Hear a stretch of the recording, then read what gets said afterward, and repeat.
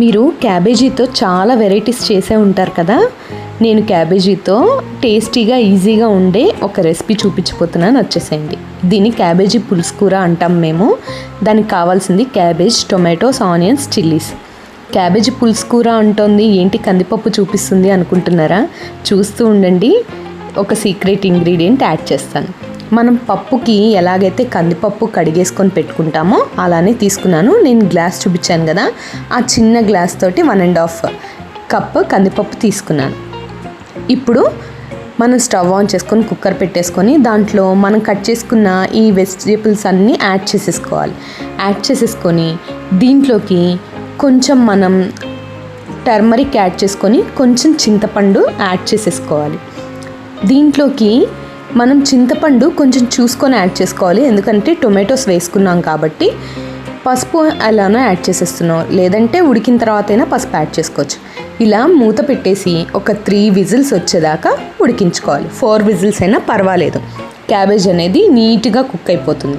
చాలామందికి డౌట్ ఉంటుంది, క్యాబేజ్ ఉడికితే స్మెల్ వస్తుంది కదా అని. ఇదైతే ఎటువంటి స్మెల్ రాదు. ఇలా ఉడికేసిన తర్వాత ఈ విజిల్ తీసేసి మనం తీసేసామనుకోండి, ఇలా మెత్తగా ఉడికిపోతుంది. గరిటెతోటి వెనుపుకోవాలి.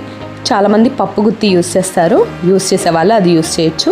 నేను గరిటెని యూస్ చేస్తాను అనమాట. ఇలానే మెత్తగా వెనిపేసుకున్న తర్వాత దీంట్లోకి ఉప్పు యాడ్ చేస్తున్నాం, తగినంత ఉప్పు. ఆల్రెడీ చింతపండు వేసేసాం కదా. ఇప్పుడు కొంచెం కారం యాడ్ చేస్తున్నాను.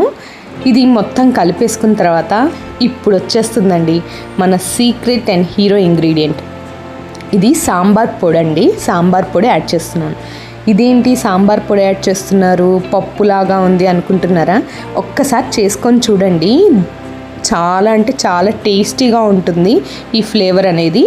ఇది యాడ్ చేసిన తర్వాత తడక పెట్టేసుకోవడమేనండి, ఈజీగా అయిపోతుంది. క్యాబేజ్ తినని వాళ్ళు కూడా ఇలా చేస్తే తినేస్తారు. ఇది రైస్తో బాగుంటుంది, చపాతీస్ తోటి, పుల్కాతోటి చాలా అంటే చాలా టేస్టీగా ఈజీగా అయిపోతుంది. సో మన క్యాబేజ్ పులుసు కూర రెడీ అయిపోయింది. ఈ చిన్న వీడియో మీకు నచ్చినట్లయితే లైక్, షేర్ అండ్ సబ్స్క్రైబ్. మీరు కూడా ఇది రెసిపీ ట్రై చేసి ఎలా ఉందో కామెంట్ బాక్స్లో కామెంట్ చేయండి. Thank you.